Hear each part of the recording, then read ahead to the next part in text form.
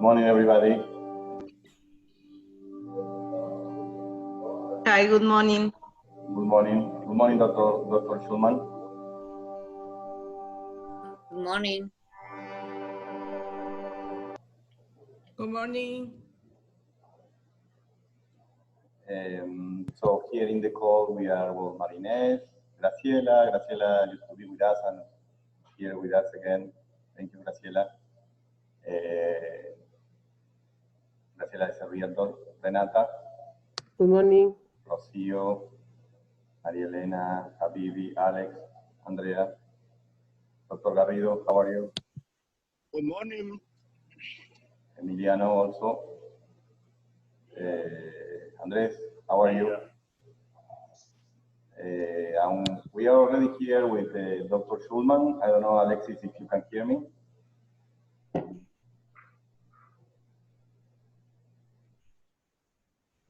Let me also accept Hillary.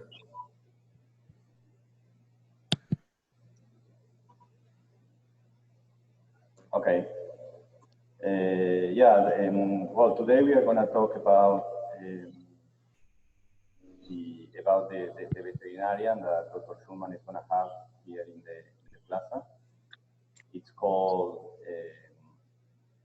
Flamingo Road Animal Clinic. And well, she will be telling us about this new veterinarian and also her experience during this pandemic as well. She worked with the emergencies, so she has a lot of knowledge and she can live in another state as well. Hello, Carlos. Here I am. Hi, I finally was able to connect. Okay, good to hear. So beautiful. I mean, I think we're at home or in the back. I am so sorry. That's okay. That's okay. So I just want you to make an introduction about yourself and the veterinarian that we are going to have here. So we already hear some dogs. I don't know if they are yours or. Yes, I'm sorry. Okay. I thought that they would be louder inside, so Okay. I let them come outside. Okay. So, Dr. Schulman, if you want to introduce yourself, I know that you have lived in another state, that you work with emergencies, right? I mean, nowadays. Yes, I am quite a veteran. I graduated in 1983 in the Dominican Republic, and then I came to Florida and I worked in research at University of Miami Medical School first. I worked at the Miami Project to Cure Paralysis, which was in the Department of Neuroscience and Neurosurgery. And then after that, I did a 5-year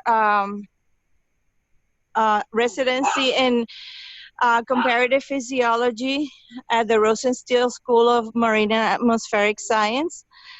After that, I moved to Indiana and worked for University of Notre Dame. So I have many years in research. I worked in cancer research and comparative pathology. And I decided to become a clinician. And I took all my exams in large and small animals and became a clinician and ran a hospital for 5 years in Indiana. Later on, I moved to Hawaii and became licensed in Hawaii, and I did everything from house calls to emergencies to general practice. Now I'm back in Florida. I've been working for several years in emergency, mostly overnight. So, and mostly in specialty hospitals where we take care of the critical cases that come in. And sometimes not so critical cases, but they're important. For example, little dogs that have a terrible ear infection and the owners haven't noticed until midnight that night because the dog can't sleep. So they come in to us and we take care of them. So after working all these years in different hospitals, I've picked up the things that I like and the things that I don't like about them. And I said, I want to build a place that will have an overall care, mostly holistic care of pets to help them live longer, happier lives, and to take care of emergencies, critical care, and also preventive medicine, and also comfort. Uh, we have a larger, growing population, things for people taking better care of their pets that are getting older. So I want to address those little guys that are achy and that have skin problems and that have allergies and things like that. So we're gonna have a really a state-of-the-art grooming department that's also gonna be dermatology. We're going to address allergies. And so I will be hiring a groomer that's also a veterinary technician that's very experienced in skin problems. And so basically I've been putting together a team of very experienced technicians. A lot of them work part-time at either emergency or specialty hospitals. I have one that's coming from an oncology hospital, one that's coming from specialty internal medicine and ER, and one that's actually a neurologist in Chile Wow. and is working as a technician right now. We have somebody from Chile here, Renata. And also, Yeah. when you say well, the emergencies, specialty, it's only, I mean, dogs, cats, or other animals. We're gonna start it with dogs and cats. I do have a lot of experience in laboratory animals because I worked in research for so many years. So I will see rats and bunnies. I'm allergic to guinea pigs, so I can only see one a day. But I have a colleague that is working on getting his license in the United States, and he is in Spain right now. Studying for his boards, and once he gets boarded, he is a specialist in exotic animals. He sees anything from little finches to elephants. He's been in Thailand working at the elephant hospital and everything, and I'm just waiting for him to get his license in the United States so that he can come in and join us. Yeah, because in my house, we have a couple of ferrets. Parrots, yeah. Yeah, they're a lot of fun, and they're wonderful pets. They're so intelligent, and they have long lives, but they have to be very well cared for because so they can live long lives. Yeah, and tell us now that we are experiencing this pandemic. What happened with the pets? I understand that they are not affected, but I don't know. Well, like in there are some diseases that are transmissible from humans to animals and others from animals to humans. Unfortunately, this strain of coronavirus seems to be a zoonotic disease, which means it originated in an animal species, but it originated in bats, and then I guess it jumped species and started attacking humans. Right now, most of the cases that have been seen in domestic animals have been from humans to animals, not the other way around. So people don't have to worry about getting coronavirus from their cat or from their dog, but if they do get coronavirus, they have to worry about giving it to their dog or their cat. That's what we're seeing right now. That's what we saw with the tigers that were infected by the zookeepers, and there have been a few cases in dogs and in cats that have actually been in homes where the owners got it first. So, and this is something that happens in some viruses. The influenza virus is a virus that attacks ferrets, from humans to ferrets. So we tell people that have ferrets, if you get a cold, be careful because you can give it to your ferret. Wow. And that's so far the cases that we have to worry about our pets giving to us are preventable, like rabies. Like a kitty that lives outside most of the time can have an interaction with a wild animal, can get a bite and then bite the owner, and then the owner has to go and get the rabies vaccinations. Yeah, so many people here in the team, well, most of them, they have dogs. I don't know if somebody has a cat. What would be the recommendation? I mean, to not to, one of them, one person was telling me, well, don't touch the pet, or don't, I don't know, keep it outside. But No, what is, the opposite. Pets outside are at risk to interacting with wild animals, especially in Florida. We have, once the sun sets, everything comes out. We have raccoons in our backyard that we never see. We have possums. We have all kinds of animals that can give diseases to our pets. So an animal that lives outdoors is at a higher risk of being in contact with these. One of the diseases that we see that pets can get from living outside, even if they're fully vaccinated, because the vaccinations, what people call fully vaccinated, is rabies, distemper, and parvo. But there is another disease that's called leptospirosis. And leptospirosis is very dangerous for humans and for animals, and they can get it from urine of wild animals. So animals that are outside can catch leptospirosis. The vaccine that's available for that only protects against 4 different serovars, but in nature there's 300 serovars. So that's why I don't recommend dogs sleeping outside ever. okay, okay. And the emergency rooms for pets or the veterinary, are they open now? I mean, if they have an emergency? Yes. Or... Yeah, I'm working almost full time overnight at a specialty hospital, and we do emergency. We're doing curbsides, which means that the owners come in and they stay in the parking lot. The technicians call them over the phone. They get a history, then they go and they pick up the dog or the cat. They bring it inside the hospital. We're fully masked and gloved, and we ask them questions if they have been on quarantine or if they have been affected by the coronavirus. Then we give the animal a bath before we actually examine it.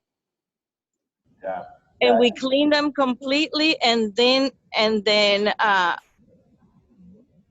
we examine it, and we go from there. Now, if they have to be hospitalized, which most of the emergency cases have to be hospitalized because they're emergencies because they're very sick, then we talk to the owners over the phone, and we even text them. Some owners want to see their pet where they're going to be staying overnight, so we even Skype with them and send pictures of their pets so they know what's going on inside. Yeah, I think, we did that. Our ferret Fendi had an ear infection, so we had to go to the veterinarian and curbside. I mean, somebody Yeah. pick it up, yeah, and Yeah. take a look, and Yeah. gave us a medicine. So yeah, well, wonderful. I don't know if somebody wants to ask a question, or some people here, they have a pet. Renata, Andrea, or somebody else has this also. Okay, guys.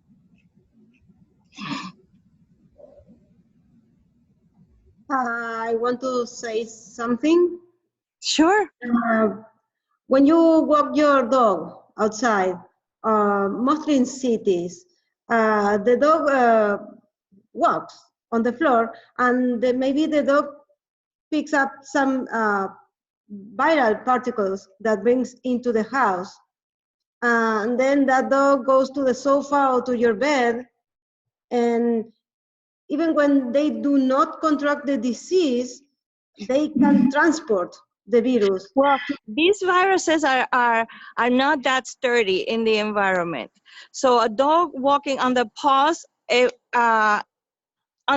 the outside, the viral particles are not going to be saturating the ground. I mean, it would take someone to be spitting on the ground, and the whole floor to be the whole ground to be saturated. But it's wise to wipe the paws, but I don't think there hasn't been any evidence that the virus is that resistant. Other viruses are, for example, parvovirus, you can bring into your house in your shoes. That's why we recommend strict vaccination. Puppies cannot leave the house until they're fully vaccinated, which is at least 4 boosters of parvo. Then after that is every 3 years. But this coronavirus is not as resistant as the parvovirus. So the chance, plus it's not out there in the environment. We don't have, God forbid, we will never get to the point where everybody's out there shedding coronavirus into the environment. Okay. And so I think in that sense, we're safe. Now, I have little dogs, and little dogs like to pick fights. So I usually, especially now that there's a lot of people walking around with their dogs because they have more time and they're at home, it's better to avoid fights with big dogs. And that's one of the things that has increased a lot in emergencies. We're seeing a lot of big dog, little dog trauma. Oh. Okay, thank you. Andres, any question for Gizmo? Do you clean the paws for Gizmo when you take a walk there in Rico? Yes, we have some puppy or dogs. What do you call that? Like a wipe. So tissues made for dogs. So when he comes back home, we take every single paw, his mouth, his private parts, and we clean it up. Well, because we have carpet. That's a good thing to do. I mean, cleanliness is always good. It's always good. So yes, we do that. Andres, and the dog is healthy and happy, and well, now they see you both all the time, or most of the time, right? Yeah, dogs are happier. Cats, not so much. Cats like to have the run of the house. Okay. So, do you have any idea when we are going to see you here, or still, well, it depends on the live? I'm shooting for mid-June now, because everything has been, like the doors of the rooms are on back order now. Right. So they're promising me that they're going to be done. We already have floors, we have walls, we have ceilings, and I'm going today to go over there. We already have the first coat of paint. I have X-ray technicians coming in, and the cages are all put together. So we're progressing, but it's all up to the shipping and things like that. Yeah, so it's gonna be cats, dogs, and at the beginning that's it, right? Cats and dogs, small animals. Mostly cats and dogs. Mostly cats and dogs. I'm very fond of bunnies, but there's not that many bunnies. In countries like in England, for example, there's more bunnies in homes than cats and dogs, believe it or not. But in the United States, it hasn't caught on. Yeah, so here you're gonna have grooming, and well, you have the food. Yeah, I'm going to have grooming. I'm going to have, of course, I have a full surgical suite, a sterile operating room, and we're going to be doing routine surgeries. I don't do orthopedics, so I have a friend that's an orthopedic surgeon. He's a specialist, and he will come in and do the surgeries for us in the hospital. And I have a lot of good contacts. So basically, in Florida, we are lucky that there's a lot of independent specialists. So if there's a pet that needs special, let's say there's someone that needs a CAT scan or an MRI, there is a veterinarian that has an MRI that comes in. It's a big trailer. He brings it in. He's a specialist. He does the MRI. He reads it. He downloads copies into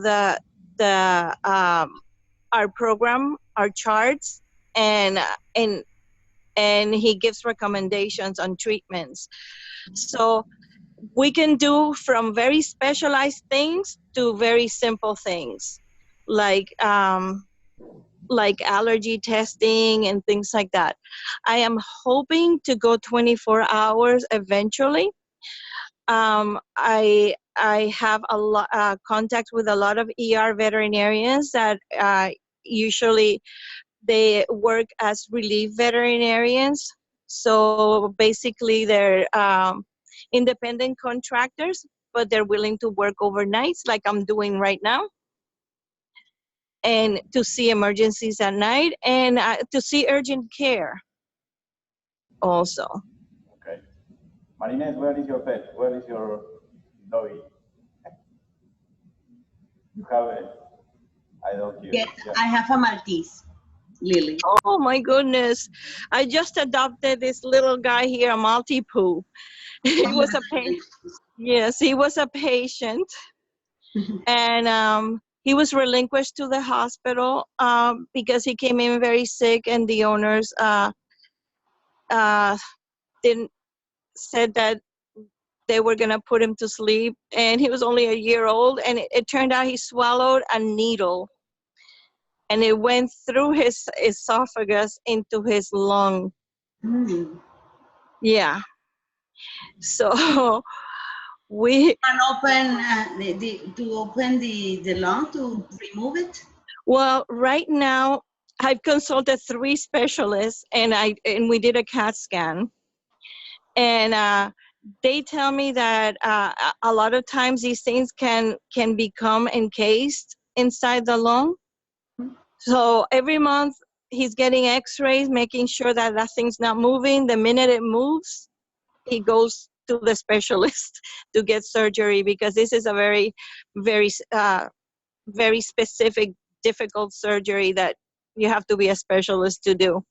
Is he having any pain or at all? Or? No. Oh, no, that's him. That's him barking at somebody. Every time he takes off, he had a stomach full of foreign bodies also. Maltese are, they will eat stuff they're not supposed to. This guy had a stomach full of plastic, and we found a stopper. I had to put an endoscope with a camera down his stomach and pull everything out. And it was touch and go for a while. But he made it, and I love him. I've only had him for a month, and I'm trying to civilize him a little bit. Maltipoos are beautiful. Yeah. Who else has a cat, pets? Renata, right? You have it unmute. Huh? No. Renata, cannot hear you. Yeah, I have 2 dogs, 1 Maltese and 1 mix the Maltese and a Schnauzer, and 1 cat. Oh, that's cute. So she's gonna be a good client. Yeah, Maltese are very, very popular in Florida, and they're very smart, and of the little dogs, I see that they are the ones that have the longest lives. I've seen Maltese 18, 19, 20 years old. And that I think they are one of the longest living breeds. Yeah. I have a quick question, doctor. When somebody has a like emotional support animal or a dog that will assist the person, is something that it has to be done at the veterinarian, or is the doctor, the medical, the person doctor who prepares? For emotional support dogs, it has to be a psychiatrist. A psychiatrist prescribes the dog. Literally, they write a prescription for a dog. And yeah, the dog has to have certain training and. Yeah, it could be a dog, but we know that because we manage some community that it could be even a. Yeah, there's people that are getting all kinds of animals now. The airlines were going crazy for a while because people wanted to travel with their emotional support llama or something like that, and that's kind of hard to put in a plane. But all the documentation, I imagine that they have to go to a veterinarian as well, or? No. No? No, not really. Well, the only documentation that for travel, we do health certificates, international and national. But to certify that a dog or cat or anything is an emotional support animal, they have to go through a training period, and the trainers have to convince the owner that this is an emotional support dog and that their certification is legal. Because there are some certifications that are giving out. There's some people for a while were just putting like a little red vest on their dog and taking them to the supermarket and everything, and nobody dares to ask them. Yeah. Yeah, but there's nothing veterinarians can do about it. Okay. I have another question here. Are you going to accept any kind of like insurance, care credit, those type of things?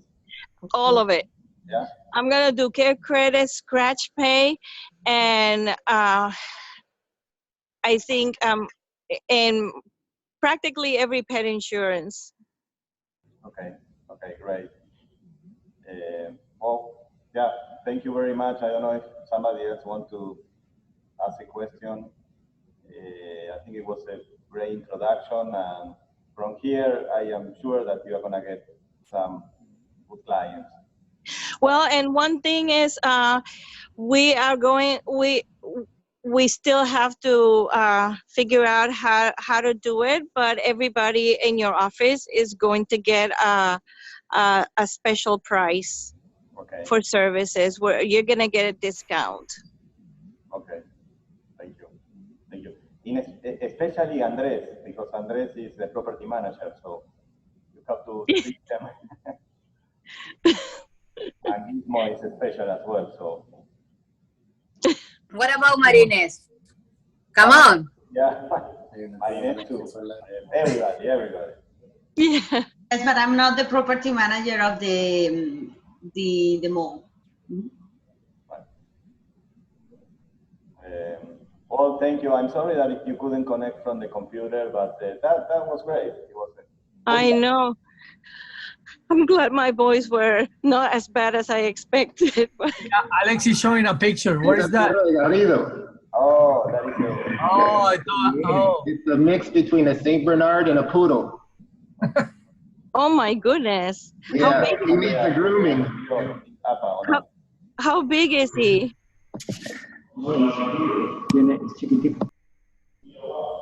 Andrea, trae a APA, a ver si, bueno. Where are yours, Renata?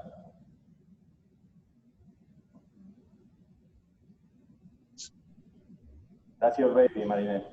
Yeah, look at.